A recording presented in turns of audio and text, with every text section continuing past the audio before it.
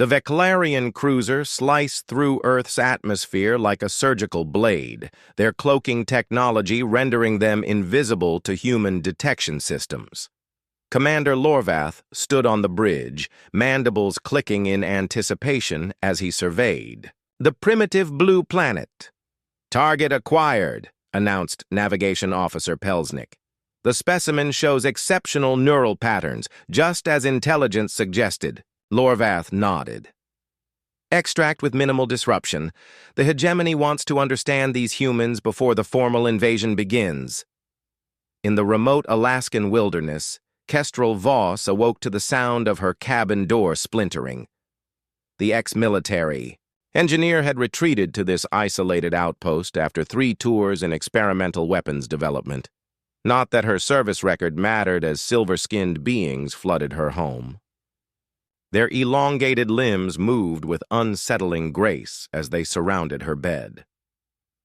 Kestrel's combat training kicked in immediately. She rolled to the floor, grabbing the hunting knife from beneath her pillow. The first alien received a deep slash across what she hoped was a vulnerable area. A viscous blue liquid spurted from the wound as the creature emitted a high-pitched screech. "Remarkable resistance," said one alien, its voice a dissonant modulation that somehow formed English words. Precisely why this specimen was chosen. The tranquilizer dart struck Kestrel's neck before she could reach her hidden firearm. As consciousness faded, her last thoughts were not of fear, but of calculating angles, counting enemies, and memorizing details. Whatever these things wanted, they had made a critical error in their target selection. Aboard the Veclarian ship, Kestrel awoke in a containment cell. Her restraints were unlike any material she had encountered, semi-organic, adapting to her movements while maintaining unbreakable tension. The transparent wall before her revealed a laboratory where dozens of aliens examined holographic displays of what appeared to be her neural scans. "The human is conscious," announced a Veclarian scientist. "Remarkable recovery time. Begin cognitive assessment." Kestrel remained silent as panels opened around her cell, projecting symbols and patterns. She recognized the methodology immediately. They were testing her intelligence, her problem-solving capabilities. With deliberate care, she provided incorrect answers, stumbling through simple puzzles, while her mind cataloged every detail of her surroundings. "Disappointing," the lead scientist muttered. Perhaps the readings were anomalous. Kestrel suppressed a smile. Let them underestimate her. Meanwhile, she noted the recurring symbols on their control panels, the rhythm of guard rotations, and most importantly, the subtle electromagnetic pulse that preceded each door opening. Commander Lorvath entered the laboratory, towering over the scientists. "Is this truly the best specimen from the planet?" The neural complexity suggested exceptional capabilities, Commander. "Perhaps the stress of extraction has compromised function." Lorvath approached the cell, compound eyes reflecting Kestrel's image back at her. "Human, your species will soon serve the Veclarian hegemony. Your cooperation now could ensure preferential treatment for your kin." Kestrel met his gaze with practiced vacancy, while her mind continued its relentless analysis. The commander's uniform contained what appeared to be command codes. The laboratory was 2 decks below what must be the engine core, and most importantly, their overconfidence was absolute. "I'm just a simple wilderness guide," she replied, her voice trembling with manufactured fear. "Please, I don't understand what's happening." As the commander departed in disgust, Kestrel began her countdown.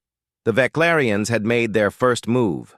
Earth remained unaware of the threat approaching, but they had taken precisely the wrong human, and their mistake would cost them everything. 3 days passed in Kestrel's estimation, though time blurred under the constant illumination of her cell. The Veclarians had settled into a routine of tests and observations, increasingly dismissive of their supposedly unremarkable captive. But beneath Kestrel's facade of confusion and fear, a plan had crystallized with mathematical precision. During Her military service, Kestrel had specialized in reverse engineering alien technology, a classified program born from recovered artifacts that governments worldwide had concealed from the public. Nothing she'd studied matched the Veclarian tech exactly, but the underlying principles remained consistent. All advanced systems had vulnerabilities, particularly at the intersection of different technological components. Specimen feeding time. Announced the junior scientist that Kestrel had mentally named Twitchy for his constant mandible movements. He approached with the nutrient paste they'd determined was compatible with human physiology. "Thank you," Kestrel whispered, allowing her hand to shake as she accepted the container. "Could I possibly have some water? The paste is so dry." Twitchy hesitated, then adjusted a setting that released a stream of purified liquid into her cell's dispenser. This small concession, this first granting of a request, was the beginning of her counterattack. Later that cycle, when the research team was reduced to a skeleton crew, Kestrel initiated Phase 1. She slumped against the cell wall, her breathing deliberately irregular. The monitoring system detected the change immediately, and Twitchy approached with a scanner. "Vital fluctuations," he called to his superior. "The specimen may be failing." The senior researcher barely looked up from his console. "Adjust environmental settings. These humans are frustratingly delicate." Kestrel had counted on this response. As Twitchy modified her cell atmosphere, she observed the precise sequence on the control panel, 6 symbols, followed by a directional gesture. The same pattern would likely apply to other systems. When they returned her to normal observation the following day, Kestrel began feigning intense interest in certain Veclarian artifacts, simple tools and devices left within her view. Her apparent curiosity prompted the researchers to introduce more complex objects, testing her comprehension. "The specimen shows rudimentary technological understanding," noted the senior researcher. "Begin cognitive elevation protocol." They attached neural enhancers to her temples, designed to accelerate learning, unaware that they were providing Kestrel with direct access to their information systems. The enhancers created a subtle two-way connection, and while the Veclarians monitored her surface thoughts, Kestrel siphoned critical data from their network, ship schematics, command protocols, fleet positions. The Veclarian invasion plan unfolded. In her mind, like a terrible constellation, 500 warships assembling at the edge of the solar system, preparing to harvest Earth's resources and conscript its population as labor. Humanity would be extinguished within weeks. Commander Lorvath returned on the 4th day, accompanied by a higher-ranking official whose ceremonial armor gleamed with iridescent markings. "High Commander Zivex, this is the specimen I mentioned," Lorvath explained. "Unremarkable, but physically intact. The first successful extraction." Zivex studied Kestrel with multifaceted eyes that reflected the room in kaleidoscopic fragments. "This single human is the foundation of our invasion strategy. I expected something more imposing. The purpose was to understand their physiology and psychological responses," Lorvath replied. "This specimen has provided adequate baseline data." Kestrel maintained her vacant expression, even as she mentally finalized the exact timing and sequence of her escape.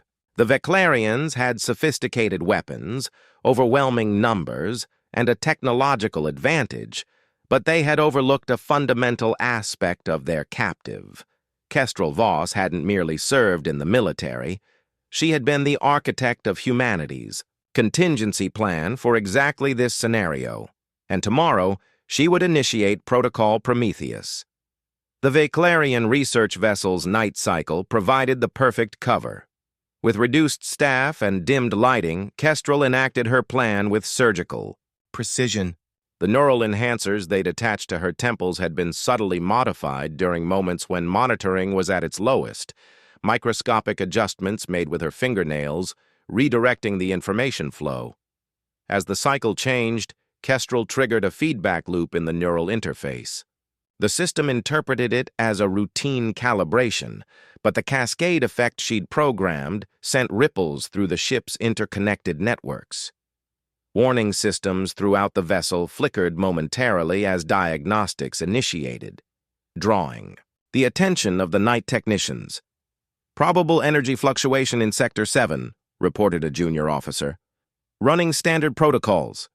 The senior officer flicked a dismissive appendage. "Another radiation burst from the human solar activity. Compensate and continue monitoring." Exactly as Kestrel had predicted. She closed her eyes, focusing on the next phase.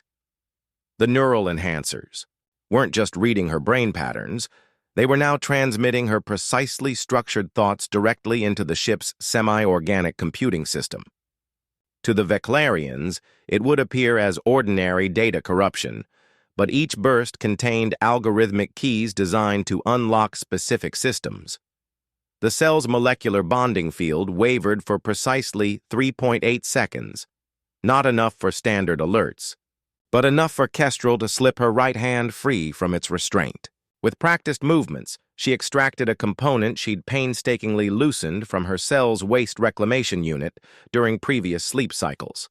Combined with minerals she'd collected from her nutrient paste, she now possessed a crude but effective catalyst. When Twitchy arrived for the morning observation, Kestrel was ready. "Specimen appears unusually alert," he noted into his recorder. "Increasing sedative mixture in atmospheric controls." As he turned to the control panel, Kestrel triggered her catalyst against the cell wall. The reaction was instant, not an explosion, but a targeted molecular destabilization of the transparent barrier. The Veclarian technology, based on crystalline structures, shattered along precise fracture points. Twitchy barely had time to register alarm before Kestrel was upon him. A precise strike to what her observations had identified as a neural cluster at the base of his neck immobilized him instantly. Within seconds, she had appropriated his communication device and access implant. The ship's alarm remained silent. Her first victory. Using Twitchy's access codes, Kestrel sealed the laboratory from the inside, buying precious minutes. She moved directly to the central console, connecting the neural enhancers to the main interface. "Protocol Prometheus initialization phase," she whispered, fingers flying across alien symbols that had become familiar through her covert studies.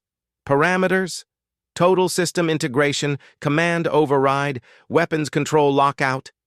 The Veclarian system resisted initially. Security protocols, activating countermeasures. But Kestrel had anticipated this.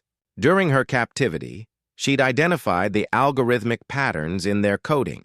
Mathematical sequences that, while alien, followed universal logical principles. Her military training in cryptographic warfare provided the framework. Her engineering expertise supplied the execution. Ship-wide communications suddenly activated, broadcasting in the Veclarian language. Commander Lorvath's voice echoed through the corridors, ordering all personnel to security stations, exactly as emergency protocols dictated, exactly as Kestrel had planned. The crew's predictable response would clear her path to the command center. As she moved through the corridors, Kestrel encountered 3 Veclarian security officers. Before they could react, she activated the modified communication device. The ultrasonic pulse it emitted targeted the specific frequency of Veclarian auditory organs, temporarily disorienting them without affecting her human physiology.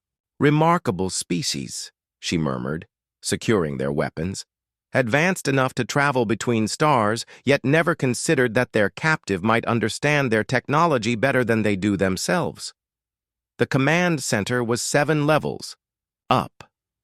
As Kestrel navigated the ship's arterial passages, she accessed the vessel's communication array through her stolen equipment. A precisely coded transmission burst toward Earth. Not a distress call, but a warning containing everything she'd learned about the invasion fleet, along with the specific frequencies that would render Veclarian cloaking technology visible to Earth's defense systems.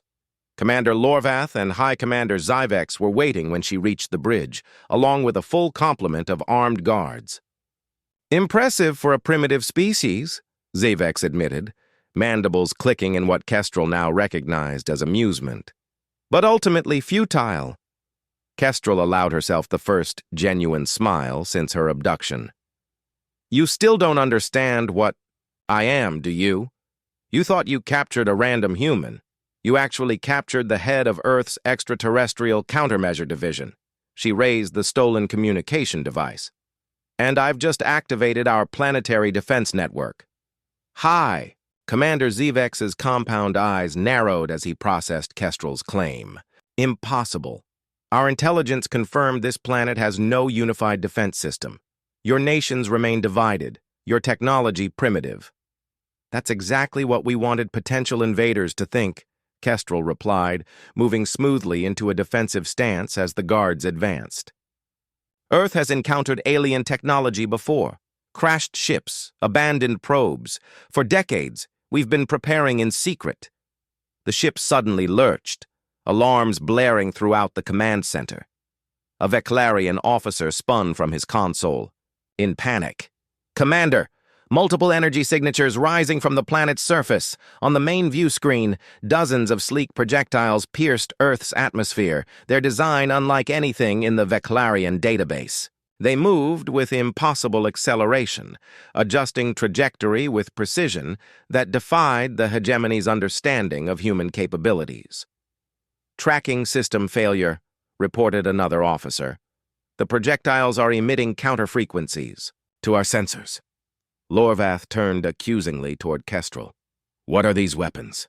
We call them Valkyries, Kestrel said, as the first projectile reached the Veclarian scout fleet in high orbit. Instead of detonating, it attached to the hull of the nearest vessel. Within seconds, the ship's propulsion system failed, its weapons went offline, and its communication array fell silent. Technological parasites designed specifically to neutralize advanced starship systems. High Commander Zyvex barked orders into his communicator. All vessels, evasive pattern Echo 9, deploy antimatter countermeasures. But the Valkyries were already adapting, their networked intelligence analyzing and countering each Veclarian. Defensive strategy. 3 more scout ships went dark before the remaining vessels could regroup. You said Earth was defenseless, Zevex hissed at his intelligence officer. All observable evidence indicated. They wanted us to believe that. Lorvath interrupted, mandibles clicking in agitation. This was a trap. Kestrel used their momentary distraction to access a secondary console. Her fingers danced across the alien interface, initiating the final phase of her plan. The neural enhancer she still wore connected directly with the ship's systems, transmitting pre-programmed commands that would have taken hours to input manually.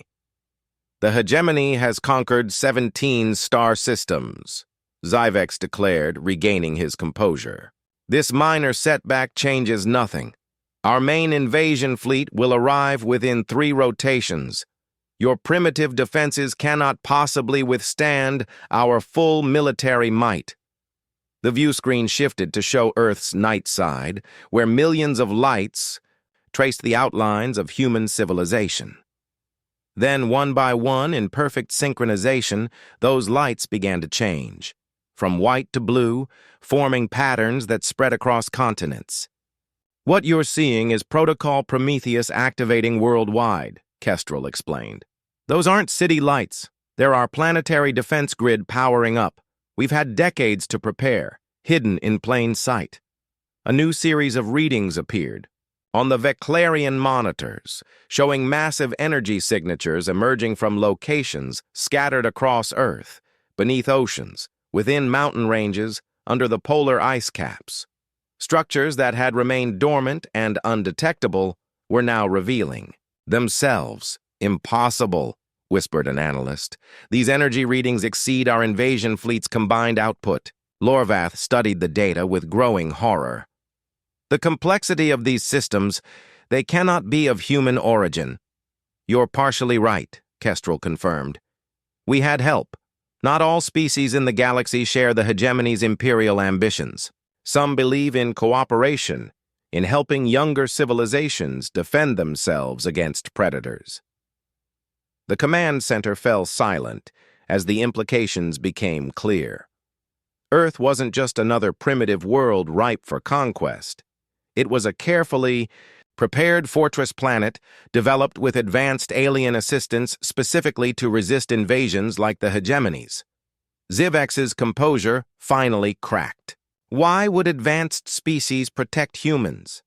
What value do you possibly offer? Kestrel's answer was interrupted by a new alert. The main view screen shifted to show a massive spatial distortion forming at the edge of the solar system, precisely where the Veclarian invasion fleet would emerge from faster-than-light travel. That, said Kestrel, is why they chose to protect us. We're the only species in this sector of the galaxy who reacted to first contact by offering friendship instead of reaching for weapons. She looked directly at Zivex. And now you're about to meet our friends. The spatial distortion at the edge of the solar system expanded, a swirling vortex of energies that defied conventional physics. The Veclarian command center erupted in chaos as sensors overloaded with data streams beyond their processing capabilities. Unknown vessels emerging, reported the senior analyst, mandibles clicking rapidly in distress. Configuration matches, no known species in the galactic database. High Commander Zivex stared at the view screen in disbelief as the first ships materialized. Unlike the angular, predatory designs of Veclarian warcraft, these vessels possessed an organic fluidity, massive structures that seemed to flow through space rather than simply traverse it. Their hulls shimmered with iridescent patterns that continuously shifted, making exact dimensions impossible to calculate. The Guardians, Kestrel said softly. They've been watching over developing civilizations for millennia, intervening only when necessary to prevent extinctions. Lorvath rounded on her. If these allies are so powerful, why allow us to capture you at all? Why not simply destroy our scout fleet immediately? Because that's not how humanity or the Ascended Collective operate, Kestrel replied. This was a chance to resolve conflict without annihilation. My capture activated the warning system, but we hoped the hegemony would recognize its error and withdraw once you understood Earth wasn't defenseless. The ship's communication array suddenly activated, bypassing all Veclarian security protocols. A voice filled the command center, neither male nor female, speaking perfect Veclarian despite subtle harmonics that suggested a fundamentally different vocal structure. Attention Veclarian vessels.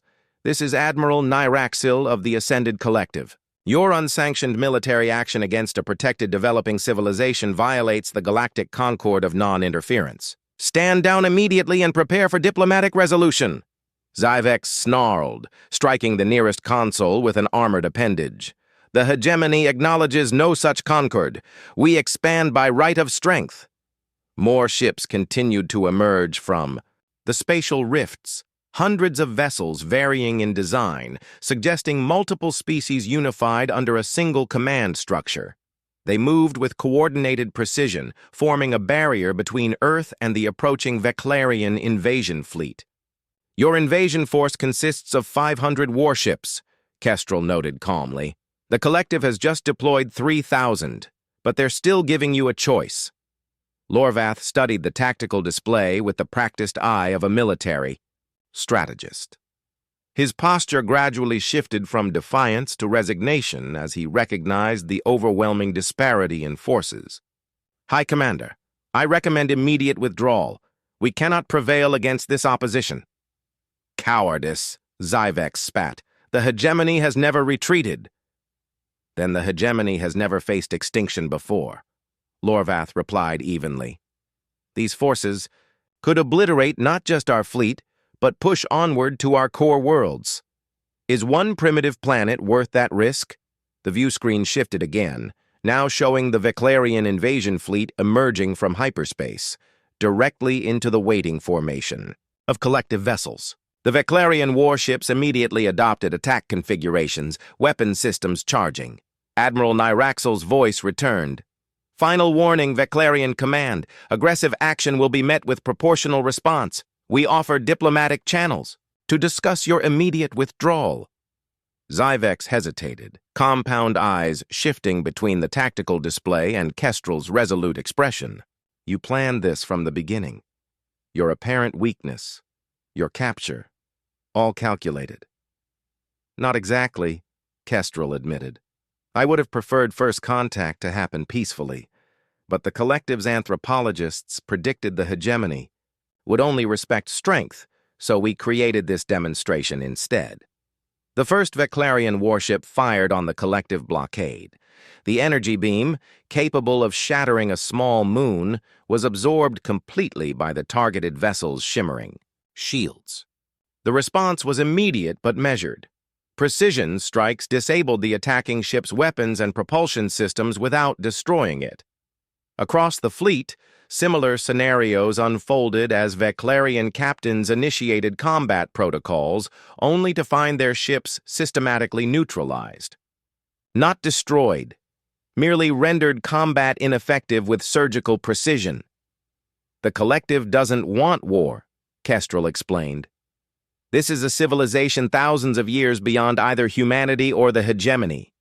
They're not interested in conquest. They've evolved beyond such concepts. They only intervene to prevent developing species from being extinguished before reaching their potential." Zivex's mandibles trembled, his rigid military discipline finally cracking under the weight of comprehension. The hegemony's relentless expansion had finally encountered a force it could not overcome through strength of arms or superior numbers. "What are their terms?" he asked quietly. "The same as before you fired," Kestrel replied. "Withdraw your forces, acknowledge Earth and its solar system as protected territory, and join the diplomatic discussion about integration into the greater galactic community, not as conquerors, but as equals." Outside the viewports, more Veclarian ships went dark, as their systems were systematically neutralized. Not a single vessel had been destroyed, not one Veclarian life extinguished, a demonstration of restraint that spoke more eloquently about the collective's power than any show of destructive capability could have. Lorvath stepped forward. "Hi, Commander. I formally request permission to surrender this vessel and open diplomatic channels." After a long moment, Zivex nodded. "Send the signal. All ships to stand down." He turned to Kestrel, mandibles clicking in what she now recognized as rueful acknowledgement. "It seems we have gravely miscalculated in taking one from Earth." 3 months after the aborted Veclarian invasion, Kestrel Voss stood before the United Earth Council in the newly constructed Harmony Hall in Geneva. Representatives from every nation filled the chamber, their faces reflecting a mixture of awe and apprehension as they absorbed the reality of humanity's new place in the galactic community. "The Veclarian withdrawal is complete," Kestrel reported, her voice carrying through the vast chamber. "Their diplomatic envoys have arrived at the collective's governance hub to begin formal negotiations. The immediate threat has ended. Secretary General," Ramirez leaned forward, "and we're certain this collective truly has humanity's best interests at heart. We've traded one potential conqueror for another." Admiral Nyraxil stepped forward, the collective representative's form shifting subtly as it adjusted to Earth's atmospheric conditions. Though humanoid in general shape, the being's translucent skin revealed complex internal structures that pulsed with gentle light. "The Ascended Collective exists to nurture, not to dominate," Nyraxil explained, its voice resonating with harmonics that conveyed sincerity beyond mere words. "We were all developing civilizations once. The stronger protect the emerging until they can join as equals." Displays activated around the chamber, showing the first verified images of the solar system's new defense network, a combination of collective technology and human innovation. Sleek stations positioned at strategic Lagrange points, planetary shield generators disguised as ordinary satellites, and the massive Sentinel platforms in deep space that would provide early warning of any approaching threats. Humanity's path forward is entirely self-determined, Kestrel continued. The collective offers knowledge, not direction, technology, not dependency. They've already begun sharing medical advances that will eliminate most diseases within a decade. Councillor Equency from the African Union stood. And what do they want in return? History has taught us to be wary of seemingly benevolent powers bearing gifts. Nyraxel's form pulsed with what Kestrel had learned was amusement. What we want, Counselor, is what we always seek. Diversity, new perspectives, art, music, philosophy. Each sentient species perceives reality through a unique lens.